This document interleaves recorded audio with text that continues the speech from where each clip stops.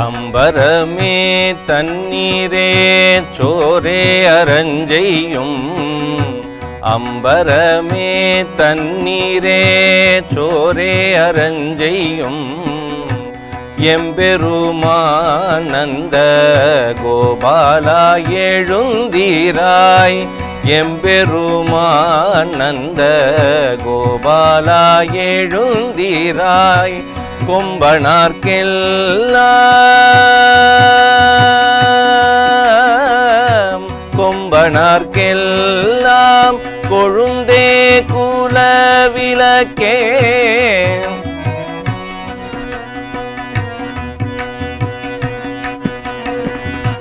கொம்பனார்க்கெல்லாம் கொழுந்தே குல விளக்கே, எம்பெருமாட்டிய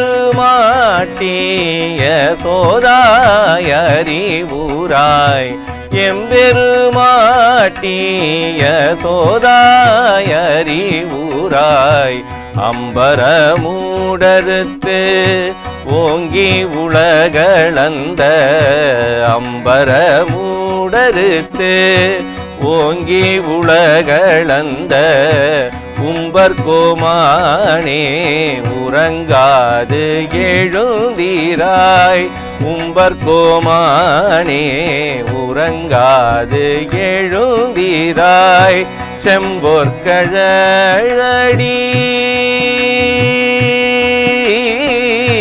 செம்பொற்கழலடி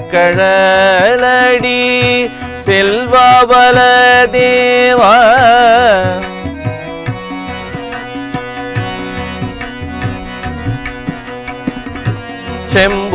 செம்பொற்கழலடி செல்வாபல தேவா, உம்பியும் நீயும் ஊரங்கேலோரெம்பாவாய், உம்பியும் நீயும் ஊரங்கேலோரெம்பாவாய்.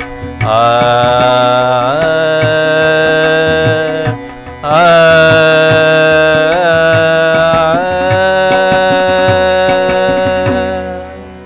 திருப்பாவை பாசுரம் எண் 17.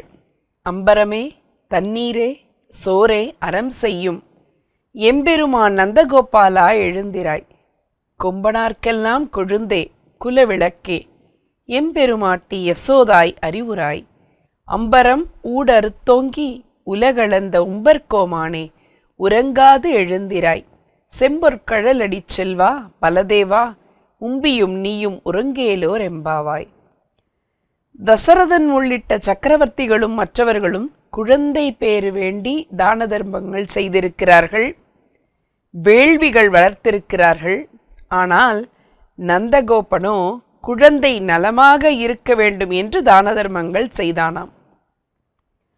குடும்ப தலைவியாக இருப்பவள் கணவரையும் கவனிக்க வேண்டும், குழந்தையையும் கவனிக்க வேண்டும் என்று நினைக்கிற குடும்ப அமைப்பின் கருத்தும், தலைவன் தலைவி குழந்தைகள் என்ற குடும்பத்தினுடைய உறுப்பினர்களுக்கு நாம் செலுத்த வேண்டிய கவனத்தினுடைய கருத்தும் இந்த பாடலினுடைய பொருளாக அமைந்திருக்கிறது. அம்பரமே தண்ணீரே சோரே, மனிதர்களுடைய அடிப்படை தேவைகள் உண்ண உணவு, உடுக்க உடை, இருக்க இருப்பிடம், இவை மனிதனுடைய நாகரிக வளர்ச்சியை குறிக்கிறது. ஆனால் ஆண்டாள் இந்த வரிசையை கூறவில்லை. அவள் நாகரிக மனிதனை பற்றி பேசுகிறாள். முதலில் ஆடையை முன்னிறுத்துகிறாள். ஆடை மனிதனுக்கு மட்டுமே உரியது, விலங்குகளுக்கு அல்ல. நாகரிக மனிதனுக்கு முதலில் ஆடை, பிறகுதான் உணவு. ஆடையில்லா மனிதன் அரை மனிதன் என்பது பழமொழி. எனவேதான் ஆடையை முதலில் கூறுகிறாள். உணவில்லாமல் சில நாட்கள் இருக்கலாம், ஆனால் தண்ணீர் இல்லாமல் வாழ்வதென்பது மிகவும் கடினம். எனவேதான் அடுத்து தண்ணீரை கூறுகிறாள். செவிக்கு உணவில்லாத பொழுது சிறிது வயிற்றுக்கும் ஈயப்படும் என்கிறது குறள். இது உணவினுடைய முக்கியத்துவம் குறைந்த தன்மையை குறிக்கிறது. அதனால் அதனை இறுதியாகத்தான் கூறுகிறாள். இதன் மூலம் ஆண்டாளுடைய இந்த வைப்பு முறையின் நுட்பத்தை நாம் புரிந்து கொள்ள முடிகிறது. அடுத்து, தானம் என்று சொன்னாலே ஒன்று கோதானம், மற்றொன்று பூமி தானம். இவைதான் நாம் சிறப்பானவையாக சொல்கிறோம். இவற்றை விட்டு ஆண்டாள் எதை சொல்கிறாள்? தானத்தின் உயர்வு என்பது யாருக்கு எப்பொழுது கொடுக்கிறோம் என்பதை வைத்தே முடிவு செய்யப்படுகிறது. காலத்தினால் செய்த நன்றி சிறிதெனினும் ஞாலத்தின் மானப்பெரிது என்றார் வள்ளுவர். இதை உட்கொண்டுதான் ஆண்டாளும் குறிப்பிடுவதை நாம் உணர்ந்து கொள்ள முடிகிறது. அறம் செய்ய விரும்பு என்றால் அவ்வை. வேண்டியாருக்கு வேண்டியவற்றை கொடுப்பதுதான் அறம். அவ்வாறு கொடுக்கும்போது பயன் கருதாது கொடுத்தல் உயர்ந்த அறம். மனத்துக்கண் மாசிலன் ஆதல் அறம் என்கிறது குறள். மறுமை நோக்கின்றோ அன்றே பிறர் வறுமை நோக்கின்று அவன் கைவன்மையே என்கிறது புறநானூறு. இம்மை செய்தது மறுமைக்கு ஆமெனும் அறவிலை வணிகன் ஆயலன் பிறரும் சான்றோர் சென்ற நெறியென ஆங்கு பட்டன்று அவன் கைவன்மையே என்கிறது புறநானூறு.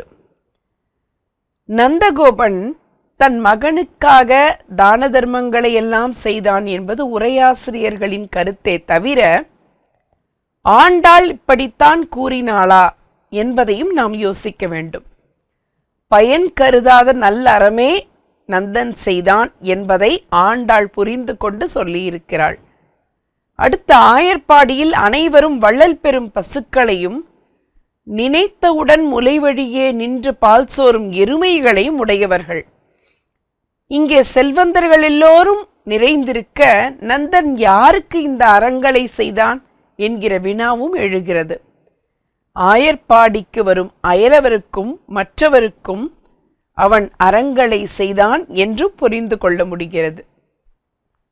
கண்ணன் வளர்ந்த பிறகு பாஞ்சாலிக்கு ஆடை கொடுத்தது, இறந்த கன்றுக்கு நீர் ஊட்டியது, காட்டில் திரௌபதி விருந்து உபசரிக்க உணவின்றி தவித்த போது பாஞ்சாலியிடம் அட்சய பாத்திரம் அளித்தது போன்ற குணங்கள் கண்ணனுக்கு அவன் தந்தை நந்தகோபனிடம் இருந்தே வந்திருக்கின்றன.